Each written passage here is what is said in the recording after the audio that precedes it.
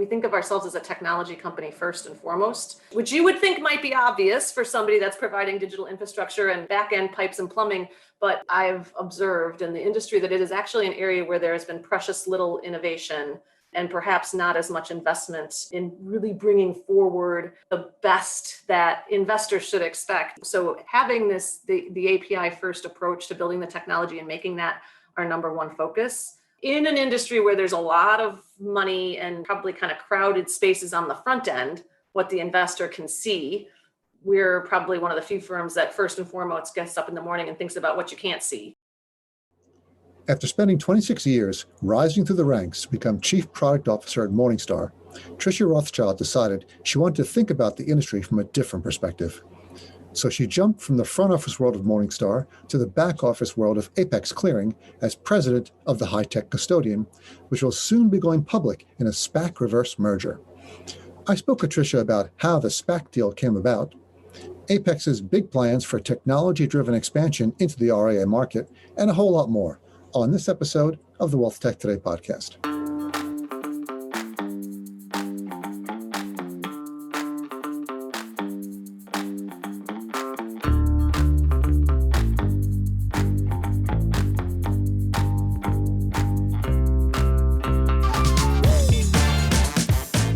Hey, come on in, sit back, relax, and enjoy episode 94 of the Wealth Tech Today podcast.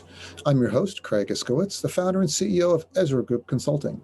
If you work for an enterprise wealth management firm, an asset manager, an RIA aggregator, or at one of the many technology vendors in our space, then Ezra Group can help you make better business and technology decisions. Check us out at ezragroupllc.com. This podcast features interviews, news, and analysis on the trends and best practices all around the wealth management technology industry. A couple of housekeeping tasks before we start. Be sure to subscribe to this podcast wherever you listen to podcasts so you don't miss future episodes. A quick shout out to our sponsor, the Invest in Others Charitable Foundation at investinothers.org. And now let's get this interview started. I'm happy to introduce our guest for this episode of the Wealth Tech Today podcast is Tricia Rothschild, president of Apex Clearing. Tricia, welcome. Thanks, Craig. So glad to be here. It is a pleasure that you could make it onto the Wealth Tech Today podcast as a guest. Big fan of yours and love what you guys are doing and love what's going on over at Apex, and happy to have you here to talk about some things that are in the news and some things you guys are doing. I was so happy that you invited me. And I actually, one thing I want to say right up front is I listen to your podcasts, and I am, in addition to your questions and the guests, I actually really love your opening music. So I find it to be kind of jazzy. Thank you. I can't take credit for that. I found that on one of those websites where I picked it. So I'll take credit for picking the music. There you go. So cool. So let's start off with, I'm sure everyone who's listening knows Apex Clearing, but in case anybody doesn't, can you give us a 30-second elevator pitch for Apex? Yes, sure. So Apex is basically we think of ourselves as the fintech for fintechs, meaning we are a neutral digital infrastructure that powers businesses, financial services businesses that are trying to solve unique problems in the financial services world. It's all B2B. We custody assets for these clients of ours. We clear trades for the clients of ours. We provide other services that support the enablement of their business models. So our clients figure out who they want to serve in the investing world and what types of products and services they want to offer. And Apex does the how behind the scenes.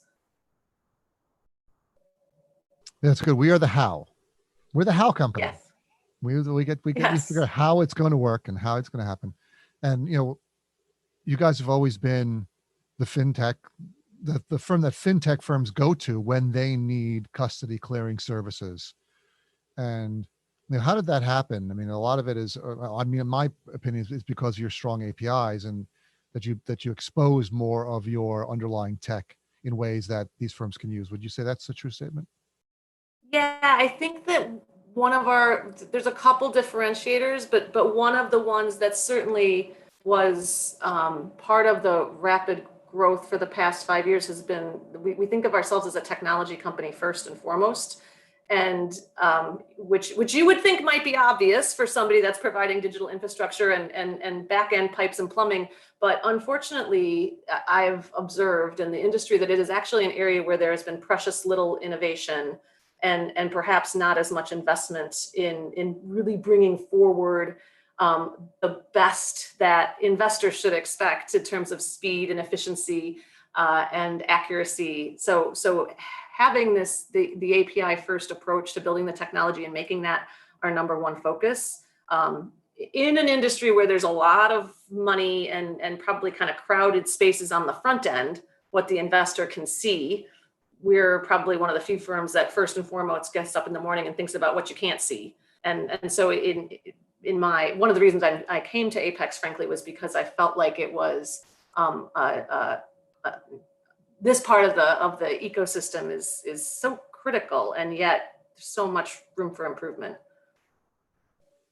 We used to say that the custody is just plumbing. No one really cares about it until it doesn't work. But you guys really kind of flipped that script and made it something that you want to use, or not that you want to use, something that is easier to use and easier to integrate and able to use in different ways. Yes. Yeah. I mean, it shouldn't be something that you're thinking about all the time. It should kind of be like air. It should work.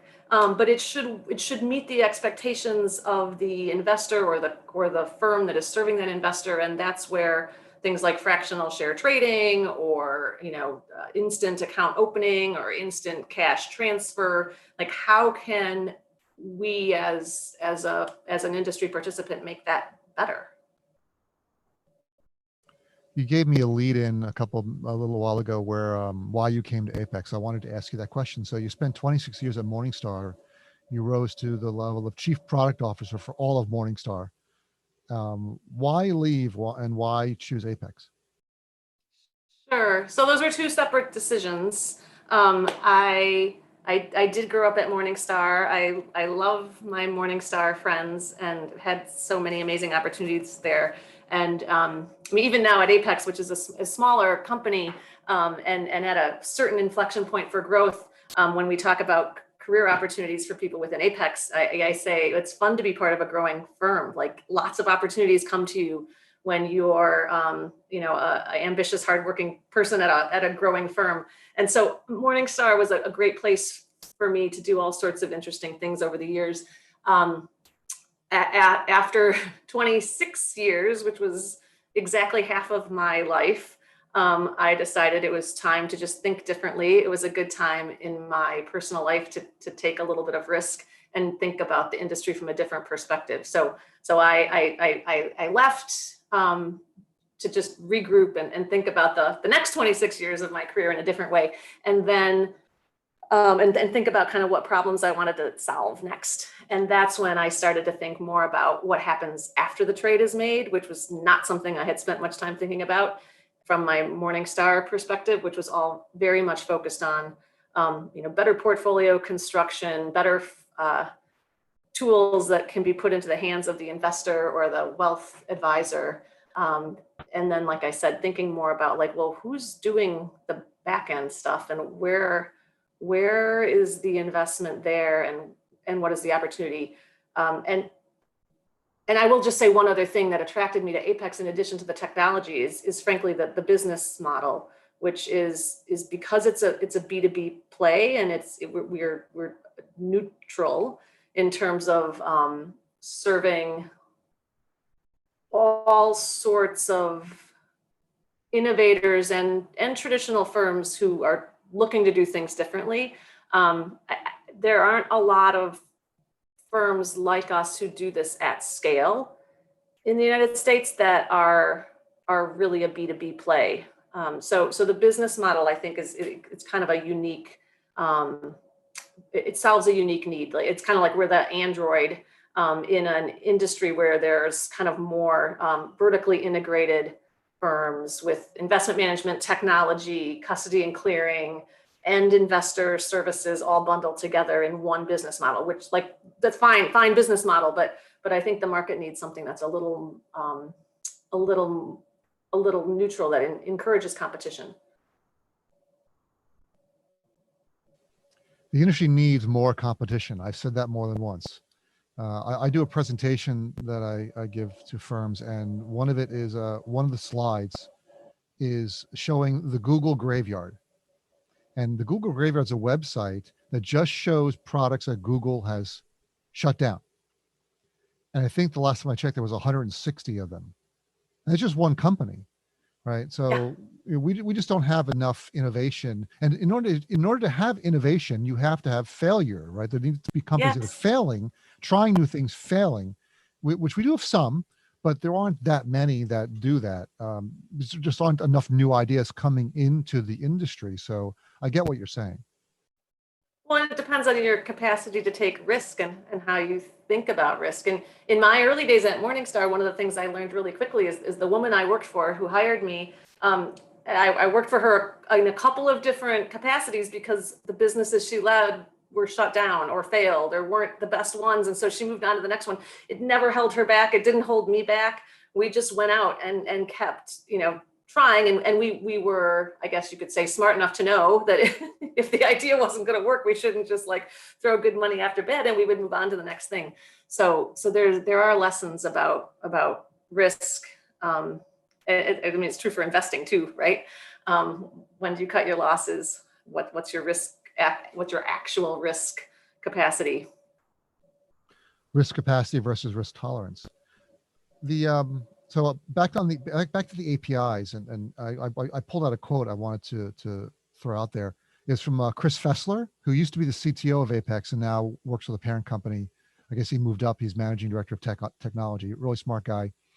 And he was speaking at the T3 conference, and he said the development team at Apex writes APIs that are intuitive and high complexity and automate intermediate steps. They don't act like an anchor around programmers' necks. And then that kind of really sums up, like you want APIs, and I have a computer science degree, so I look at it a little bit differently, that the APIs need to be, just having them isn't enough. A lot of firms say, well, we got these APIs, but they're hard to use, not well documented. It's such a pain in the butt to use them. It's almost a waste of time. So, what I've seen from talking to other companies, that the APIs, your API library and what you put out there is easy to use and easy to build on.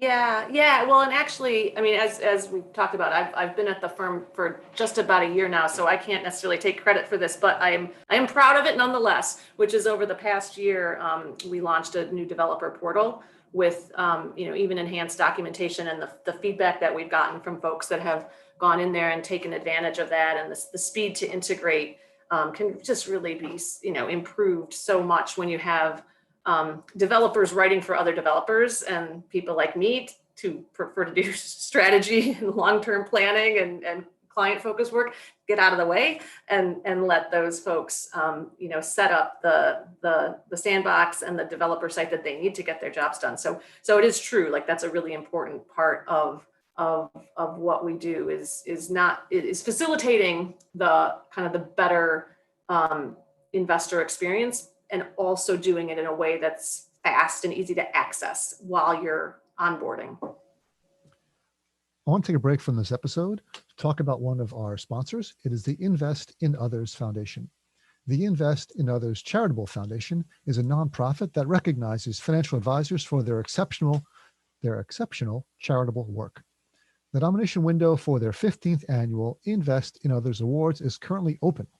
If you know a financial advisor who is actively giving back, please nominate them at investinothers.org/nominate by April 2nd. That's only 2 days from now. So please do that. If this sounds like you, feel free to self-nominate. And in honor of their 15th year anniversary, the Invest in Others Foundation is increasing their award donation amounts. Finalists will receive $20,000 for their charity, and the winners in each category will receive between $50,000 and $75,000 for the nonprofit they support. I've had the honor of helping to judge some of these different categories. The categories include Catalyst, Community Service, Volunteer of the Year, and Lifetime Achievement I think there's one more category for international, for charities that are outside the US.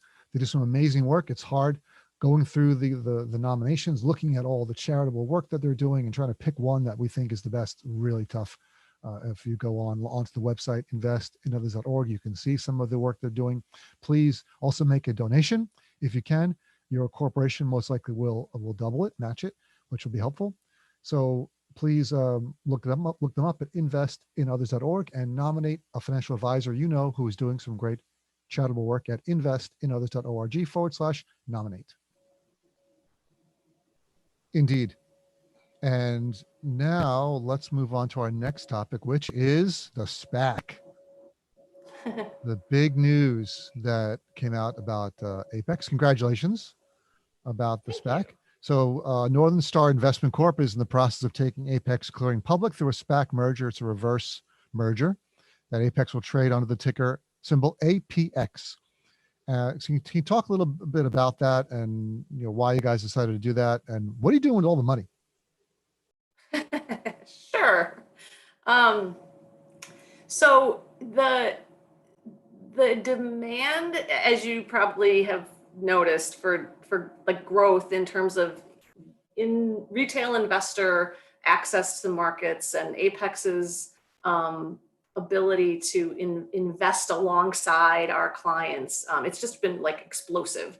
So and the reason to go public via a SPAC specifically is to provide some extra liquidity to us, to allow us to invest in talent, retain talent, and do some both, continue to invest organically, but also a little bit inorganically too, as we look at kind of what like strategic opportunities we see. And really, it was the pace of the market change and where we see growth led us to think about a SPAC as the route, because we can, we've been able to move it along very quickly, and we found really great partners in the Northern Star team. So Joanna Coles, who along with John Ledecky are the sponsors of the SPAC, she will be joining Apex's board, and she has experience in consumer brands and just thinks differently about how people can connect to their money. She's seen digital disruption go through media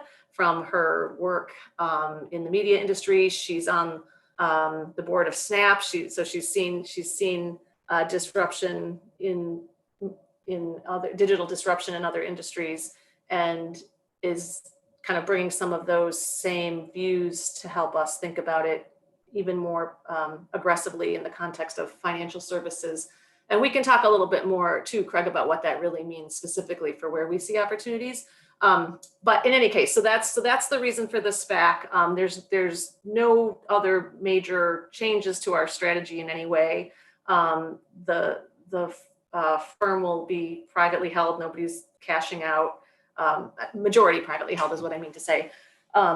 So we're floating about 15% of the shares, and Matt Helsizer and Jenny will be the chairwoman of the board, and Matt will be on the board as well. So it's not such a dramatic strategic change in any way, as much as it is a way to make sure that we can grow at the pace that we want, and just think about where we want to place our bets. So what we're going to do with the money, in addition to the talent part of the puzzle, is think about where these strategic opportunities are that we can use to propel us forward. So instead of building everything, and we build a lot, and it's important for us to control that, but there's certain things that we might choose to pick up to kind of round out certain parts of our workflow or our capability set, or reduce dependencies in certain places where we think we can be a little more streamlined.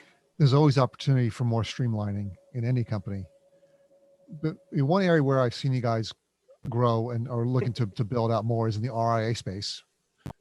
One of which is hiring you, of course, and you've made some other strategic hires in that area. So I imagine some of the SPAC money will go to help that. So what's your vision in the RIA space? So the Apex has really been more focused on the fintech space, or more well known. I think maybe you're sort of like the dark horse in the RIA custody market. Yes.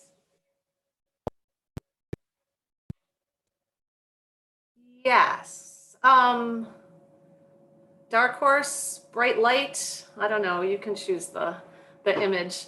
Um, I see a couple of things that we can do differently, and ideally better. One, which is actually not so specifically to the RIA space, it's just more related to the, like you might call it, the customer journey in general.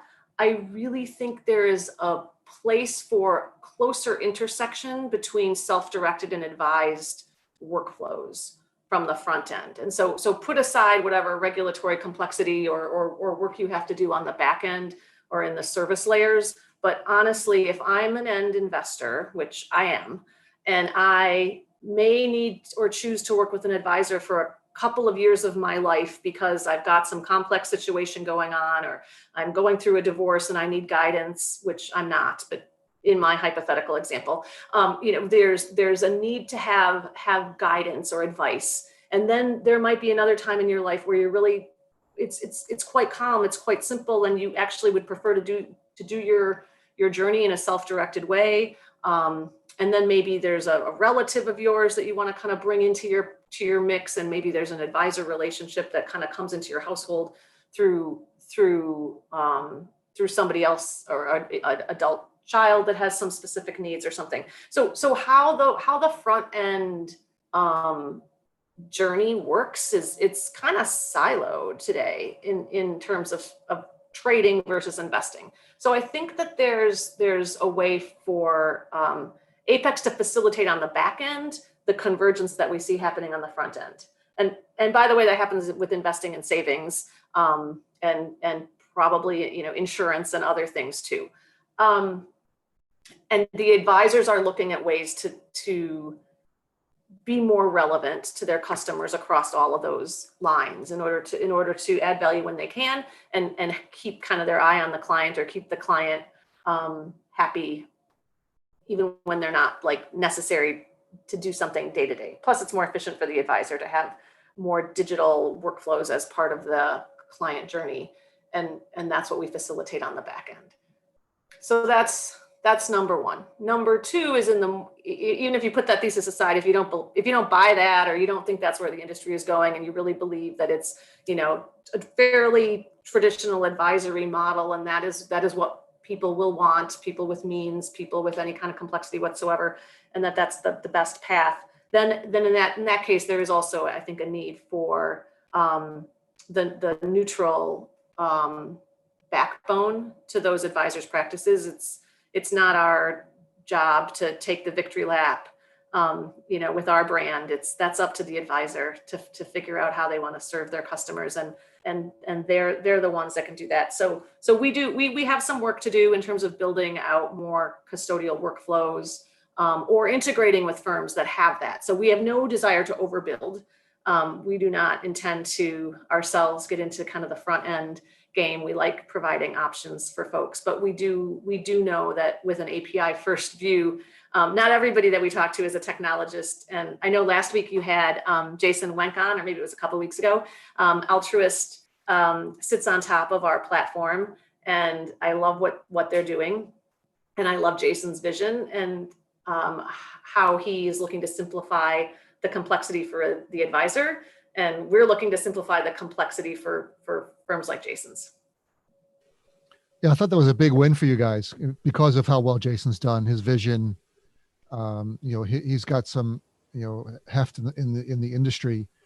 People respect him from his series of successful startups, and how well Altruist has done just in the 2 years they've been in business. So for them to pick you as their partner, and it's a serious job to support their business, and that it required millions of dollars of investment on his part to integrate with you. So not lightly chosen. So I think it speaks highly of what you guys have done and where you've gone so far in terms of the RIA space to power more RIA platforms, because that's what Jason's building is really an RIA technology platform. Right. So well, and like I said at the outset, there's just so much complexity, and I think Jason said this in the conversation he had with you too. There's so many choices the advisors have to make, and I gave a talk a couple years ago called The Paradox of Choice. And I mean, I still remember it because I believed it so firmly, like it's just too much. And at a certain point, I mean, yeah, it's great to have the best of this and the best of that and the best of the other, but there's friction in those choices too. And it also gets expensive. There's a lot of mouths to feed. So there really is just, I think, a need to step back and simplify, make things a little more seamless and streamlined, and that we're really pleased to support a firm like Altruist or others who are looking to make their either their end advisors or their end customers' lives easier. Before I do the next question, I wanted to congratulate you for Apex being named the best wealth management company for the 4th consecutive year in the annual FinTech Breakthrough Awards. Thank you, Craig. You're welcome. Appreciate You're welcome. that. I thought that was an interesting little factoid to throw out there. So next I want to talk about was some of the areas that, like you mentioned before, opportunity. So how is Apex helping other companies grab opportunities in the market or facilitate them delivering new services and products in the market by providing the plumbing and the underlying? So one of the products you have is called Extend, which I really like, and it's sort of again a little bit below the radar. I'm sure you're in the process of building and expanding it, but it's really, it's sort of the way you pitched it to me when we got the demo was that it's a broker dealer in a box. Can you talk more about Extend and what the opportunities for that you see of firms coming into the industry? Yeah, sure. So this ties back to what we were talking about the fact that there's so much demand for self-directed investor applications, which is obviously fueled by zero commissions and the ability for people to kind of access the markets more readily through mobile devices and so forth and so on. So as we think about, as firms come to us and say, either we have an existing footprint with a lot of customers from like a retail brand perspective, and we want to add some sort of investing application into the mix, but we don't really have a brokerage background, or we don't have a technology background, or both. Can you help us, Apex? Because we want what you have to offer, but we're not going to build this ourselves. That's where we really started to see the need for the brokerage in a box solution to kind of meet these clients a little bit closer to where they were at, and still let them kind of control the journey to some extent in terms of who they want to serve and what they want to deliver to them, but not put the whole burden of the build on them. And the regulatory piece, there's a lot of education that we do with firms who don't come from this space. So if you think about the Goldman Sachs guys that have been hired over at Walmart, and it's not super clear yet exactly how Walmart will transform or invest down this path, but it's clear that they are, and it makes sense to us at Apex that there should be kind of a digital infrastructure and some sort of a guide for firms that are looking to do something differently than perhaps it's not part of their traditional DNA. So that's the need that we saw, and that's why we brought that product to market. Yeah, there's definitely a need, and I think Walmart is going to be just the first one jumping in with 2 feet. Other firms are going to see this and say, hey, we need to get in there too. Why don't we have Target might want to come in, and other competitors that see opportunities of leveraging their retail environments, leverage their traffic on their websites to offer more options, become a one-stop shop for consumers. And a product like Extend could become the go-to platform that firms use, at least firms that aren't big enough to build it themselves. Right. Big enough, and like I said, or don't necessarily think it's the best use of their money or time to solve that part of the puzzle themselves. So just getting them a little bit closer to the goal so they can focus on some of the end investor experiences directly. I mean, the other place where where I see this happening is firms that are perhaps in the financial services space, but not in the investing space. And so they don't really necessarily have that kind of brokerage background. They might have payments background or, a large footprint.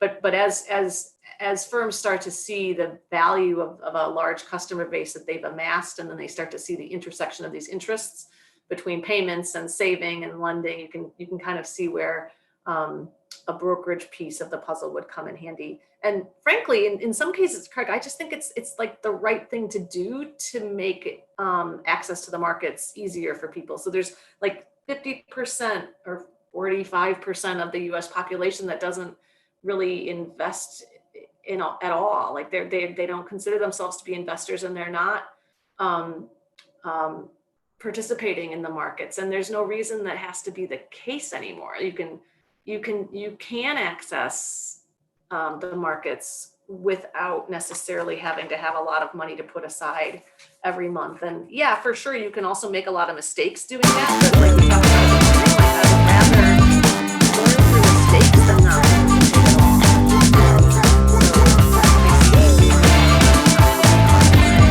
have a mission. We have a mission to democratize investing. A mission to reach a certain population.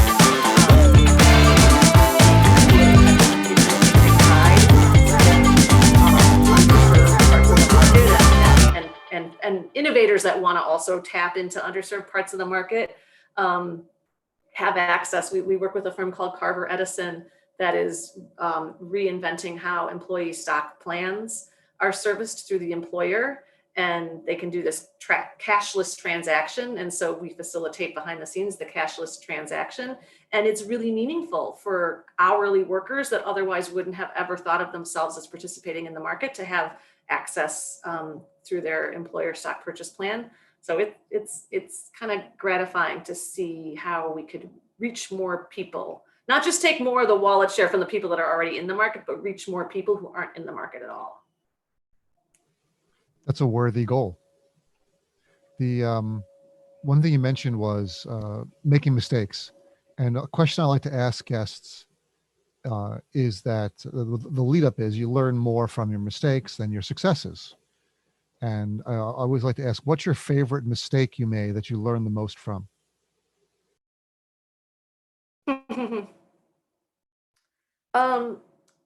Probably the one I think the most about was maybe 8 years ago or so, when I was in a strategy role at Morningstar, and I had this great vision for what we should do as a firm.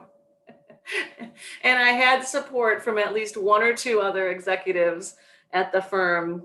And somehow, I don't know, I guess I was overconfident or I was moving too fast, but I was pretty sure that everybody supported this vision and that it was just going to be made so. And I learned after several months that what I said and what people did didn't necessarily match. And I was just so devastated and disappointed that like I was saying all these things, but the activity wasn't following along behind it. And I learned from that you got to go back and regroup, and there's leading, but there's also like following and followership. And so having people follow you is really actually more important than leading. Yeah, I think about that a lot. Thank you for sharing that. I appreciate that. It's not always, not everyone has an answer, or not everyone wants to admit they made a mistake. So I appreciate you giving us that. I don't like to admit it. But you did anyway. And we are now out of time, and I have so many more questions to ask you. So I definitely want to have you back. And thank you again for being on the program and taking the time out. I know you guys are super busy with all the work you're doing, running the company and the SPAC and all the other things happening. So I know every minute you have is valuable. And thanks for taking this time out to talk to me. My pleasure, Craig. Thank you for having me. Talk to you soon. I will talk to you soon. Take care. Hey, it's Craig again. Hope you enjoyed this episode interview with Tricia Rothschild. I got a lot out of it. A couple of the interesting tidbits I pulled. Apex is really growing by leaps and bounds. It's really impressive. 200 clients, more than 14 million end investors on their platform through all their various fintech and robos and other tech platforms that are using Apex on the back end, and 4 million new investors just first quarter this year, 40% increase over the end of 2020. That's just huge momentum for Apex going into the rest of the year. And another piece of information which didn't get into the program, but I got an email from Apex afterwards. 8 million of their end investors are under the age of 40. That's more than 50%, 60% of their end investors under the age of 40. That really speaks a lot about who their clients are, who their fintech clients are targeting. So Apex seems to be on the cutting edge of the next generation of wealth gatherers and wealth inheritors, surely. A couple other pieces I really liked about where they're going, where Tricia is taking them in the RIA market, the intersection between self-directed and advised, which I think has been very siloed in the past. And with the pandemic and really the explosion of trading, people coming on, especially younger investors, through apps like Robinhood and others.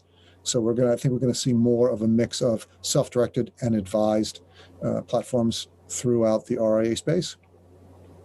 Something I don't think we talked about is the breadth and depth of Apex through the industry. I mean, firms like SoFi, of course, we all know Wealthfront and formerly Betterment used Apex, but firms like SoFi, Webull, eToro, Stash, you're using Apex. It's in the back end. You don't even know it.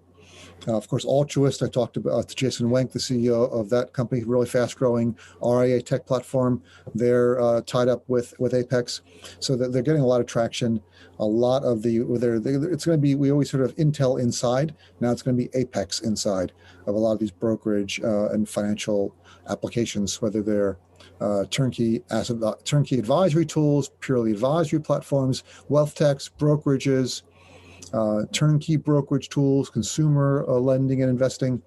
They're really making a dent in the industry and becoming the de facto platform to go to when you need custody clearing for any fintech. So that's a wrap for this episode of the Wealth Tech Today podcast. Please go to our website, EzraGroupLLC.com, and sign up for our newsletter. You will not be disappointed. Every month you'll get an update, just one email, with some news and information from around the industry. And I will talk to you all again next time.